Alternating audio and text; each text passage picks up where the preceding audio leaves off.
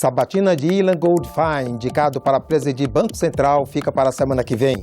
Lançada a Frente Parlamentar em Defesa da Previdência, e senadores querem simplificar a licença para exploração de rochas ornamentais.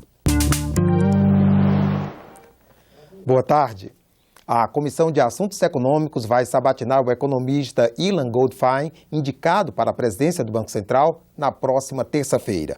A base de apoio ao presidente interino Michel Temer tentou antecipar a reunião para amanhã, mas não houve acordo. O relator da indicação, senador Raimundo Lira, apresentou parecer favorável e já havia solicitado ao presidente da comissão a quebra do prazo regimental de 5 dias entre a leitura do relatório e a sabatina do indicado.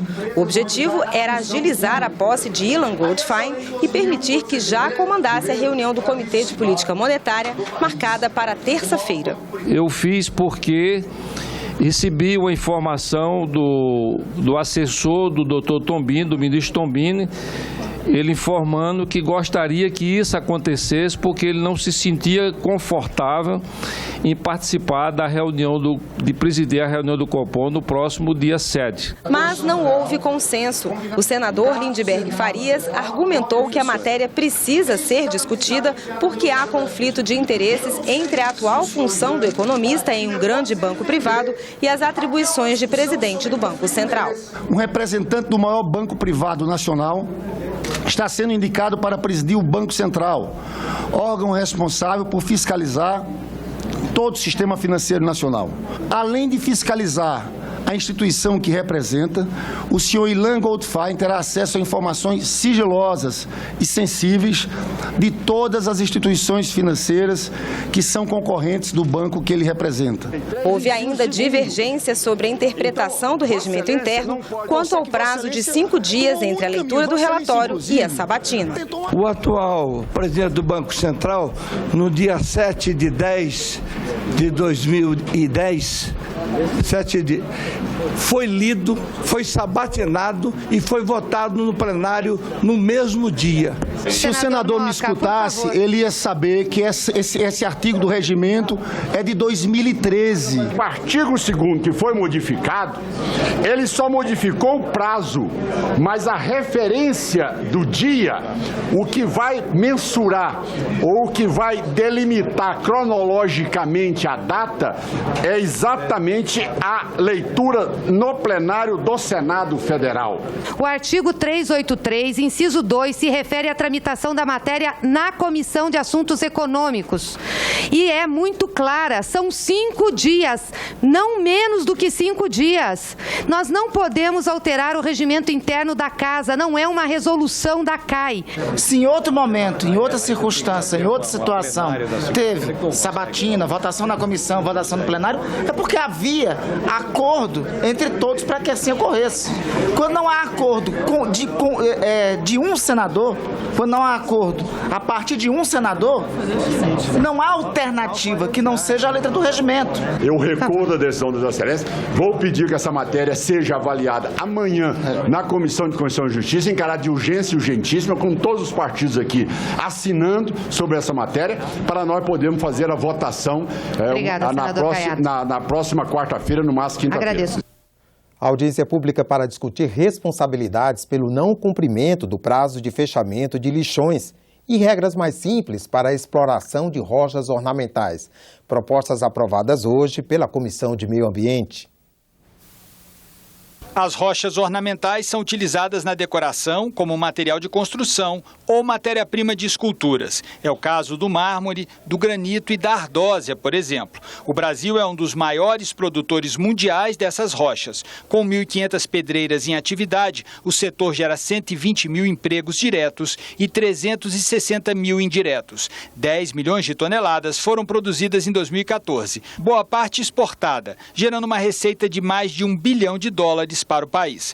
Pelo projeto aprovado, a exploração desse tipo de minério passa a depender apenas de licenciamento. As regras atualmente em vigor submetem esse tipo de extração mineral ao regime de autorização e concessão.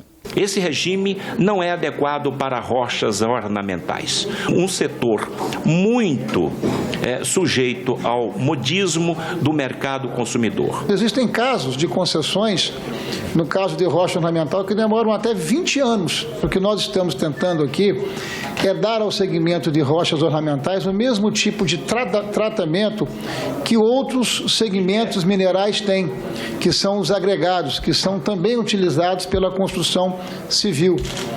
Exatamente. Os agregados da construção civil, eles estão submetidos ao regime de licenciamento, que é um regime que tem critérios complexos e que está submetido e subordinado a regras do Departamento Nacional de Produção Mineral. Os senadores aprovaram também a realização de uma audiência pública para discutir responsabilidades pelo não cumprimento do prazo para o fim dos lixões. A Política Nacional de Resíduos Sólidos, aprovada em 2010, determinou que agosto de 2014 seria o prazo final para o fechamento de todos os lixões a céu aberto do país ou substituição deles por aterros sanitários.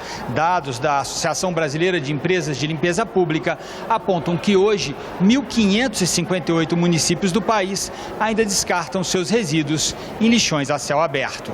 Foi dado um prazo para todos os municípios do Brasil, como se todos os municípios fossem iguais.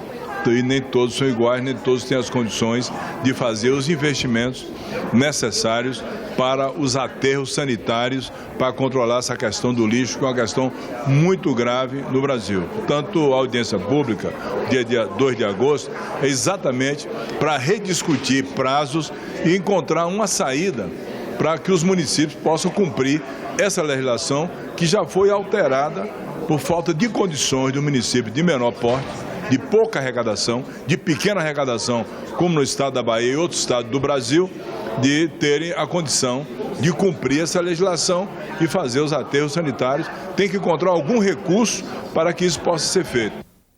Numa audiência pública da Comissão de Direitos Humanos, parlamentares, líderes sindicais e trabalhadores de diversas categorias debateram a reforma da Previdência e as medidas já previstas pela equipe econômica do presidente interino Michel Temer.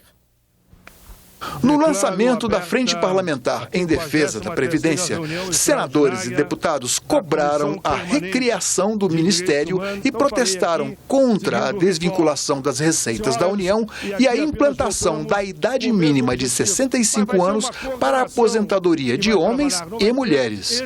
Os participantes também contestaram os cálculos que apontam a Previdência como deficitária. Os gastos com a Seguridade Social somam, incluindo aí todo o orçamento, 632 bilhões. Sobraram, portanto, atualmente 54 bi, os quais, em quase sua totalidade, acabam sendo desviados para outros fins. Nós reafirmamos aqui nesse plenário, a Seguridade Social não terá problema. É só não desviarem para outros fins todos os recursos da Seguridade Social. O Fórum Parlamentar em Defesa da Previdência ouve agora à tarde dirigentes sindicais, além de especialistas em economia e em direito previdenciário. O evento começa daqui a pouco, às 14h. Gravidez na adolescência, pauta da reunião da Procuradoria Especial da Mulher. Especialistas trouxeram dados sobre esse fenômeno que afeta mais as regiões Norte e Nordeste e meninas com poucos anos de estudo e em situação de vulnerabilidade.